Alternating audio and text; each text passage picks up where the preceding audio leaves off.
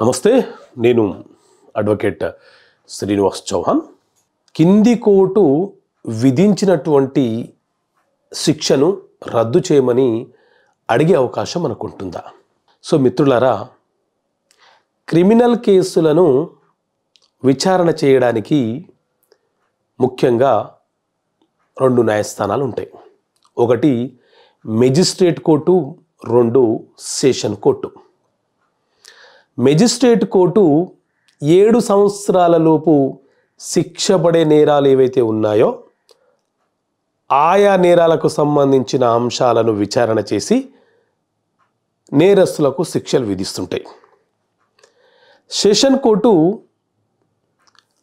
7 సంవత్సరాలకు పైగా శిక్షలు పడే కేసులు ఏవైతే ఉన్నాయో ఆ కేసులను విచారణ చేసి నేరస్తులకు శిక్షలు విధిస్తూ ఉంటుంది. అయితే ఏదైనా ఒక కేసులో మెజిస్ట్రేట్ కోర్టు 3 సంవత్సరాల లోపు ఎవరికైనా శిక్ష విధిస్తే ఆ శిక్షను రద్దుపరచమని కోరే హక్కు ఆ ముద్దాయికి ఉంటుంది.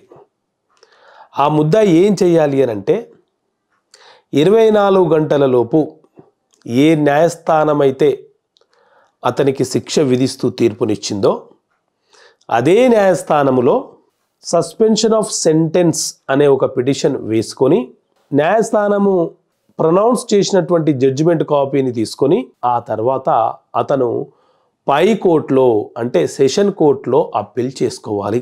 ఒకవేళ సెషన్ కోర్టులో అప్పీల్ చేసుకున్న తర్వాత సెషన్ కోర్టు ఆ అప్పీల్ని స్వీకరించకపోతే అప్పుడు మనము హైకోర్టులో అప్పీల్ చేసుకునే వెసులుబాటు కూడా మనకు ఉంటుంది. సో మెజిస్ట్రేట్ కోర్టు 3 సంవత్సరాల లోపు మాత్రమే శిక్ష వేసే అధికారాన్ని కలిగి ఉంటుంది. ఆ కోర్టులోనే మనం సస్పెన్షన్ పిటిషన్ వేసుకొని పై కోర్టులో అప్పీల్కి వెళ్తుండాలి.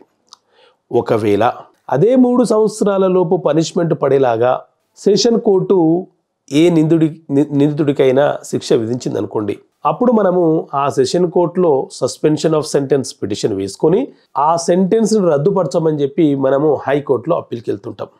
సో ఎవరైనా ఒక వ్యక్తి చిన్న నేరం చేసిన సందర్భాలలో 3 సంవత్సరాల లోపే శిక్ష పడిన సందర్భాలలో అతను పై కోర్టులో అప్పీల్కి వెళ్ళవచ్చు.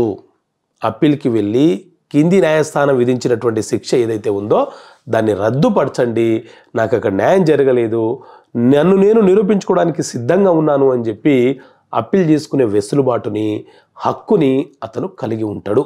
Okay friends, thank you. జై హింద్.